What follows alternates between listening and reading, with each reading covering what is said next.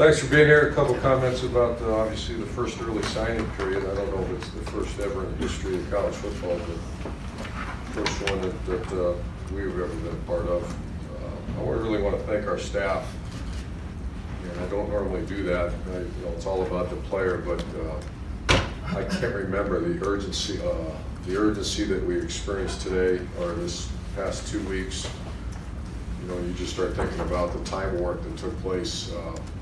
Finishing the season that we hadn't finished the way we did, and then you play a rival, and you play a Big Ten championship game, and by the way, signing date is 2 weeks away now. There's 3 weeks of recruiting. If you're in a championship game, you get 2 weeks of recruiting, and Mark Pantoni and his staff, and really our coaching staff, I can't remember a December like that ever, and so we just got to plan, and that's the way it's going to be. And I just really appreciate our coaches, because and their families, they were gone. This was, you think, boy, I just won the Big Ten championship. Okay, I'll see you in 2 weeks, because it's done. And when I say done, it was incredible. 2 weeks of intense travel, home visits, relationship building in December. And I'm anxious to see how this all plays out and talk to the colleagues, as everybody's too busy now, but what their thoughts are of the early signing.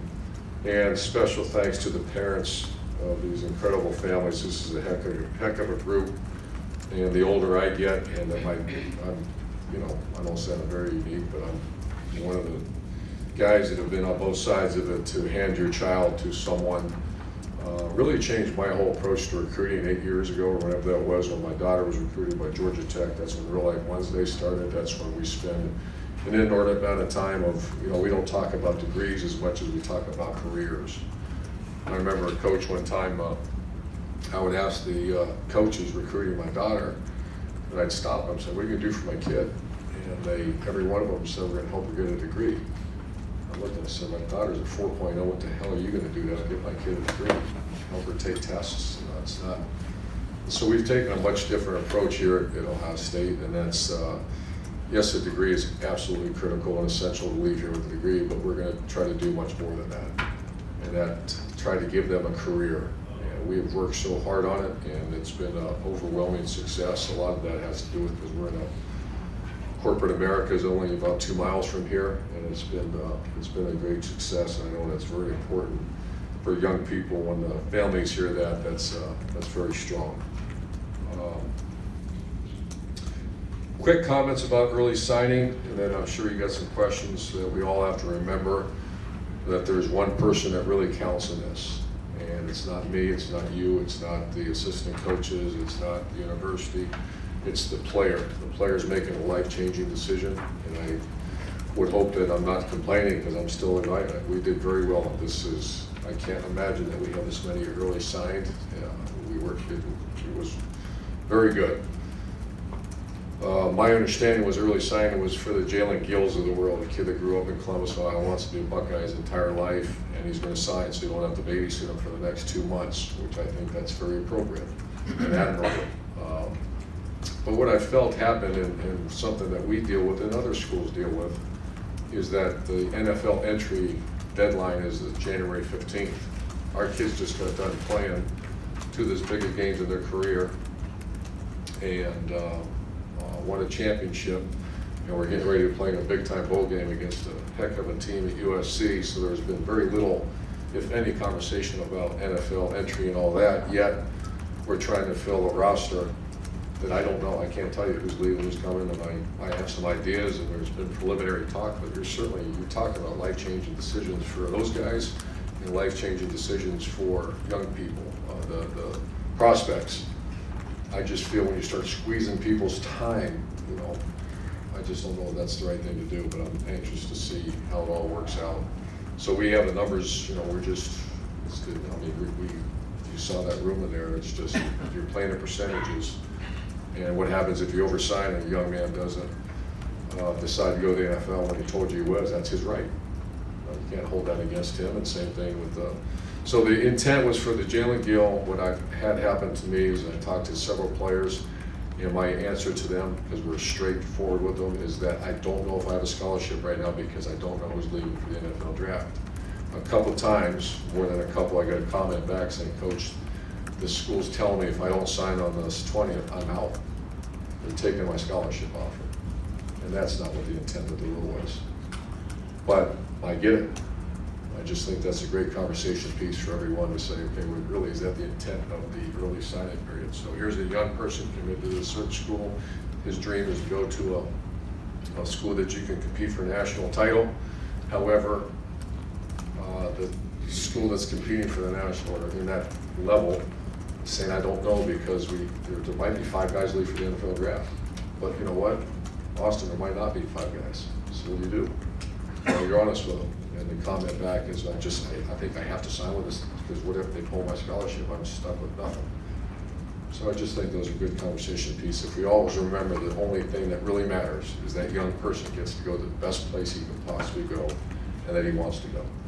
And if that works out, then I think it's a good situation. So with that said, I'll answer any questions for you. Good luck. Front row left, Mitch. Here's an indirect recruiting question for you. You're losing so many fifth-year seniors who made up like a good bit of the leadership of your team. Might be losing some of the other top guys to the NFL. Is it going to be more challenging than usual to compensate for those losses? I think so. You know, I think this is a special place in my heart for someone, our heart here, because you guys know these fifth-year guys are not just fantastic players, but they're the nuts and bolts of this program. They own this program. I can't ask for any more from them. And that's always a challenge when you use elite leadership. And that will be. The good thing is, this is a very healthy program right now. There's some very good young leaders coming up the ranks. Front row middle, Dave. You touched on this already, Coach, but I'm curious if you can expound on it. Just from Ohio State's perspective, the pros and cons of the early signing period. Can you go through some of the pros and cons from your perspective? Yeah, the pro is, I just went around the room. I just had an assistant coach who said, tell me the positive, what's the negative. The positive, you're not babysitting. You know, Jalen Gill's done. I got his paper. You know, let's start getting him ready to play. Monitoring academics, etc. The negatives, that's the positive. The negative is there's several. You're trying to speed recruit for we only have 2 weeks to recruit. And, you know, people will say we should know about it earlier. Is that right? You know, whoever would say you should know about that, I imagine they're, all due respect, to journalists, or they have nothing to do with recruiting or coaching or anything like that, because what happens is football's a developmental sport. You can't, you know,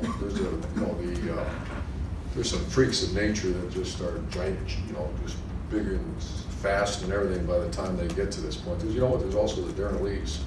There's also the Josh Perrys, Tyvis Powells that are incredible football players that just a little bit later in development.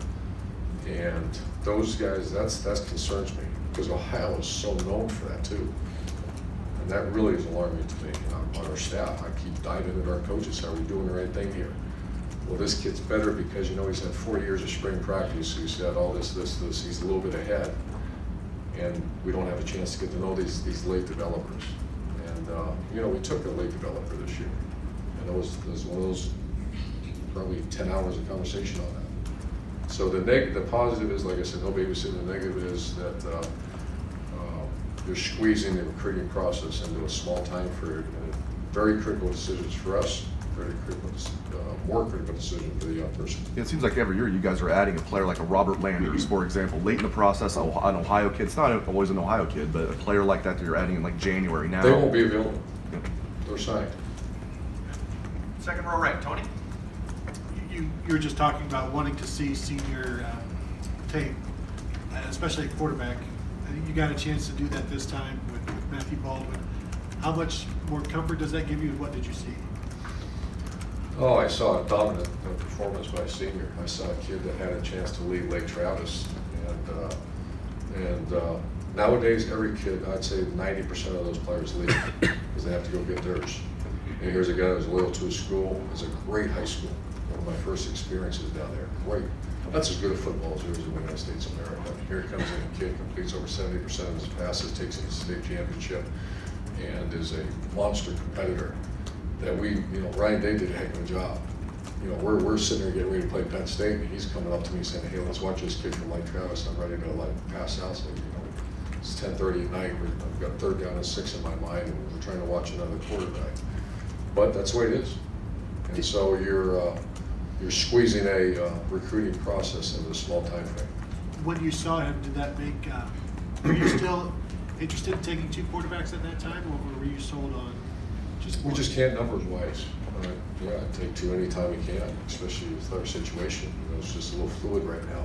But I don't know our roster number. Front row right, Austin? Urban, I don't know if you can answer this well right now or not, but after this first year, what system, what suggestions, or what would you like to be the ideal way to handle it? I don't know if there is one. I don't know right now. You know, to be honest with you, we had really good bowl practices, and you know, there'll be time that I'm anxious to go to the head coaches meetings and listen. You know, and do I think it's all negative? You know, I was really dead set against it. I'm looking at this right here. Dead set against what? That's unbelievable. You know, but I think there's going to be some very good dialogue, and I want to listen. I don't know if you've heard this proposed at any other point, but you referenced Jalen Gill, and you felt like all along you don't want to babysit him. You knew he was going to come here, wanted to come here. What about no sign day at all? If you give them an offer, just sign whenever you want. Like, I've heard that. Once again, I hate to make comments. I haven't thought it through. I have given 0 to this. I've been in freaking Idaho and all over the place. And by the way, I'm glad I went. How was your visit to Idaho? It worked out well. Was that your first time? No, when I lived at Utah, I went to Idaho several times. First time I got a recruit out there, I believe. That's not true, Spencer, too, when I was at Utah. It was an Idaho player. So new pipeline. Great people. New pipeline, right? Yeah. 3rd row right, Nick? We talk about this every year, but the balance between keeping kids in Ohio and going nationally. There are 4 kids in Ohio right now. Is it a problem if you only have a few Ohio kids, as long as you're winning 11 games a year? And It is. Yeah. It is a problem. How do you go about changing it? Well, we had some academic issues this year, some of the Ohio kids. We err on the Ohio guy, and you know, that's a small number. I don't think it's over. You know, matter of fact, I know there's at least one more that we're holding on to, but because he has a signing date or something. Yeah, that's a problem. And what's the solution? Do the very best we can. When you look at a kid, is it harder to retain a player if he is not from Ohio and not grew up here? Or do you think it's easier to retain a player and keep him in your program longer if he grew up in the state? Well, I think it's obvious he's probably a little easier to retain Ohio player. And last thing, is Matthew going to be the only quarterback you signed today? On today, yes. Yeah, I would anticipate it. There's another signing date somewhere down the road. I'm not sure what it is. 3rd row left, Dan? You mentioned that you haven't had the opportunity to have those NFL draft conversations with guys, but just knowing them, do you feel like you at least have a pretty good idea of who might go and who might come back? Yeah, I say that every year, and I get shocked sometimes. So, and we on purpose do not. There's not. Hey, I need to know. We don't do that. These are life-changing decisions. So, I have my own. You know, I got percentages next to the names of my own that changes. It's fluid. It changes every now and then. And here's the other thing, that the player has a right to send in his office. It's called send office paperwork, and the NFL has done it. 10 years ago was awful. You get these things back, and then you can tell people didn't spend time at it. I don't know, disrespect anybody. I didn't care. I look and say, who watched this videotape? He's not a first rounder. He's, you know, and it came back, and there's a big differential. So, for example, this young man was told he's going to be a 3rd round draft pick, and he was a free agent. So he made a decision to leave, and he gets screwed. It's much better. They're doing a much better job. The NFL working with the colleges and working with these players, and now they're allowed to evaluate these underclassmen. So this is a very detailed. I'm not sure you guys are aware of that. They're allowed to now look into the young player. And the players, if I ever heard of players, we're getting ready to go play a Big Ten championship game against the number 4 team in America, and he comes up to me and says, hey, can I send in my paperwork for the NFL? That'd be one of those that what the hell are you talking about? So here's a young person, finishes the Big Ten championship, he needs to take a break for a minute, and then sends out his paperwork. It takes about 2 weeks or so to get back, and we have signing date already. A lot of the paperwork's not back yet. You understand that? You're squeezing very important decisions into a small time frame. So those are all the things that you have to ask. Do you feel like you'll have everybody available for the bowl game, or is anybody considering not playing in the Cotton Bowl? I think we'll have everybody. Obviously, we announced that A.J. Alexander's medical. Kiera Hawkins is transferred. I think that's it right now. Front row middle, Bill. Alex Williams from Pickerington North, Mark Pantoni, the event official, so in case you're worried about that. What did you like about him? Could you just kind of describe the process with him? Yeah, he was one of those nights we came in and started, I wanted to see the Ohio guys, and I sat there and went through it myself over and over again, and this is right after I found out that A.J. Alexander is no longer going to be able to play football, and Kiara made his move to move on, and we're very thin at that position. And so I looked at I started watching him, and he's a late developing player. I think he was hurt in some of his junior year, and I like the fact he plays extremely hard and he's a big athlete. Where do you project him? Big athlete. I think he can do either. I know where. I mean, there's need at both spots, but I don't know. It's just a big athlete. But when you meet the young man who's a 3.8 GPA, he's comes from an outstanding family, great high school program. Got the Pickerington football between Central and North, and the rivalry there. It's great football. Front row left, Doug. I'm going to ask a couple questions just about football instead of recruiting, if that's okay. Last year, when we were here with your class on the signing day, we're always talking about who's going to play and that kind of thing. When you look at your freshman class this past year, I think 14 of the guys played. Was that just them showing they could play? Was that need? Was that an effort by you guys to if they show it, let's get them out there? How did you do that and get 14 true freshmen out there? I think it'd be wrong for me to just group them all together. I don't know that. I think that you don't just play a guy to play him. You know, Jeff couldn't play because he's one of our best players, and we also needed him. But I got news: he would have played anyways. That's how good he was. J.K. Dobbins, when Mike went down, it became a need. But guess what?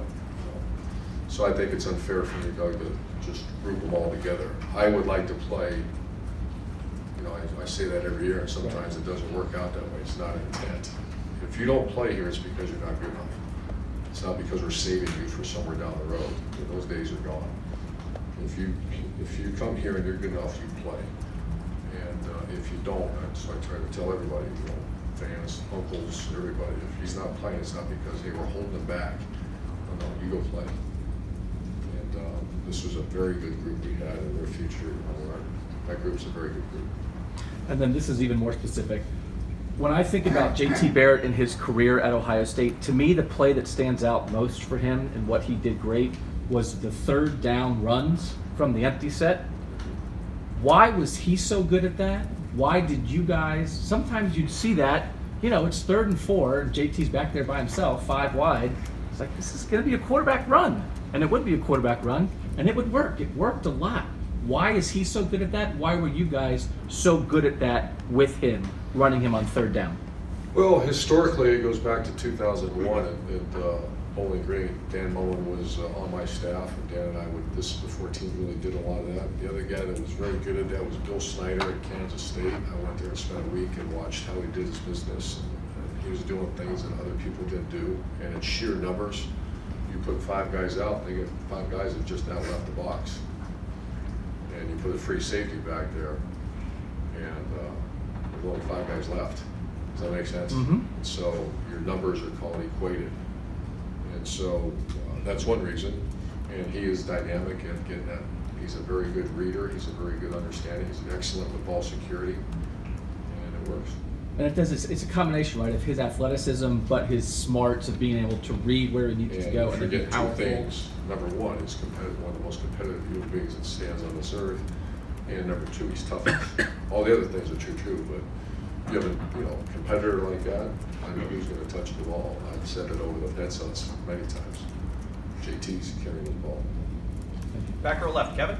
2 questions. One, every team across the nation is looking for quality defensive tackles. You guys signed 3, Antoine Jackson out of the JUCO ranks, and then Teron Vincent, and your trip to Idaho as well with Tommy. I mean, just talk a little on the defensive tackle class, and secondly, schools have negatively recruited for years and years. They used Larry Johnson's longevity as an issue. He had to go to social media to say, I'm not going anywhere. I mean, what are your thoughts on having to go to those lengths to try and stem some of those concerns? Well, I look forward to talk to Larry about talk about his those 3 inside guys. He's made some very strong comments about the future of the inside of our defensive line. And what I love about it, they're all great kids, great families, and they're ready to go. And I anticipate they'll all play. So our interior defense line is going to be strong. I'm used to, the negative. I don't agree with it. And the one thing you'll never hear Ohio State going to someone's home and talk about some other school or some other coach. We won't do that. And but it's the way it is. And so I wasn't aware that was going on because I don't read social media stuff. But I was made aware to me by our staff. And so Larry said, "Do you mind if I do this?" And I'll push me. So Larry's his own man, and he's committed to be here for many years. Second row middle, Ryan. Y'all signed a couple of players from Middle Tennessee, Max Ray and Master T. Can you just talk about what you see in them and how they might impact the program? Well, Max Ray's committed somewhere else, and we started a dialogue with him, and he's got a wonderful family. We need tackles, so that's one area where we're somewhat thin, so he fills the need there. Master T just kind of came to our camps. He's big, he's fast. One of the biggest kids you'll ever meet. An excellent student and great family, so they fit some needs. And, far left, Colin. How involved are you when you self-report an NCAA violation? How involved are you in the self-imposed punishment, especially when it comes with you agree not to recruit someone? Good question. Good thing is we don't have many of those here. I get extremely upset when I see that there was something done that was done incorrectly, and we do everything we possibly can to make sure that does not happen again. Even if it sounds minor, it's not minor. When I hear the word violation, most people, including my wife's house, say, what does this mean? If you took a picture on a set of game day night or something like that. But everybody in our program should know the rules, and that shouldn't have happened. It's presented to me, and I agree with it or disagree with it, and we move on. And final 2 questions over here to the right, plate. You get the bulk of the class today. How many might you sign in February? Yeah, we're not many left. I just don't know our roster number. I won't know that till January because of the NFL. So there's not many left. And because you've been consumed in recruiting, how have you prepared for the bowl? How do you? We rely on the guys that are very good at what they do. It's called my staff, and the one thing that I can also tell you is that this is the best group of young coaches we've had. When I say young coaches, our GAs, quality control people, it's the best group that we've had in the last 6 years here at Ohio State. And without them, we can't do this. When I say do this, I'm talking about everything. But when you come off the road and you see the entire scouting report of the team you're getting ready to play, like done the way you want it done, and that lets the coaches go to work. They've done a great job. And final questions, front row right, Tim. Yeah, I wasn't going to ask this, but immediately. But will you be coaching when you're 65? You think? No. Number 2. Told you maybe. That was a throwaway question. I don't know if you can answer this yet or not, but there was a big-time tackle from Ohio. We're getting the impression he's going somewhere else. Can you address that? And number 2, considering all the effort put into that young man, how big a disappointment is that on a day like today? I can't comment because I'll leave it at that. Okay. When you look at this list, what jumps out at you the most about this list of guys that you've gotten so far? There's 20, I think, have been announced by now. What jumps out at you is the strength of this class when you really look at it? Well, I think there's no doubt the interior defensive line. There's so many, one of my favorite players is a guy that was absolutely relentless in the pursuit was Josh Proctor, Player of the Year in the state of Oklahoma. You know, obviously a heck of a football program there, and he made the decision to join us. And then I'm looking at one of the, you know, I do this quite often. It's not fair to the young people, but I think Jeremy Rucker might be the best tight end prospect that I've ever seen when recruited. His skill set is ridiculous. Now it's a question of getting ready to play. And there's many more. I just picked a couple there. And let's think, you know, we've asked you this question a million times when you've recruited quarterbacks. What is it about, I mean, you know, you talk about Baldwin, his lineage, where he's from, Baker Mayfield's from the same school along with other guys. What, more than anything else, jumps off the page at you or the video at you about him, about Matthew Baldwin in particular? Well, I went and watched him practice too, and I trust Ryan Day. Ryan Day did a phenomenal job. I'll say this too, just about Coach Day. You know, Coach Day had an opportunity to potentially be head coach in the SEC and decided to stay at Ohio State. And he's done a phenomenal job for us. There's been other coaches on our staff have opportunities to move on, and they haven't. So this coaching staff is very strong right now. The one thing about Matthew Baldwin is that, and I learned this years ago, and I've said this before here, is that what we do when we evaluate really any position, however, the most important position is a quarterback, is the competitive spirit is number one. Toughness is number two. Leadership is number three. Number four is intelligence. Number five is can you get out of a bad play? And then, by the way, how's he throw? How's he run? How's he do? We'll work on all that other stuff. And I think you see so many mistakes made at that position because people don't categorize like that. And he checks the box off perfectly, going right down the list. And when you see NFL make a mistake in drafting guys because they didn't fit those top four categories, top five categories. You have a non-competitor quarterback, it's a bad day. You have a guy that is not very intelligent, not very tough, and can't lead, really bad day. And we've been lucky around here for 4 years. We've had one. You gonna be able to go watch his game Saturday? Matt Baldwin? Yeah, he's playing at AT&T. I think we're dead. Oh, yeah, I never thought about that. Yeah. On TV. One last thing, did you address this a minute ago? Is this the last question? Yes, sir. But I gotta ask this. Y'all dropped off one fellow in particular. We were talking about the ESPN set and all that kind of stuff.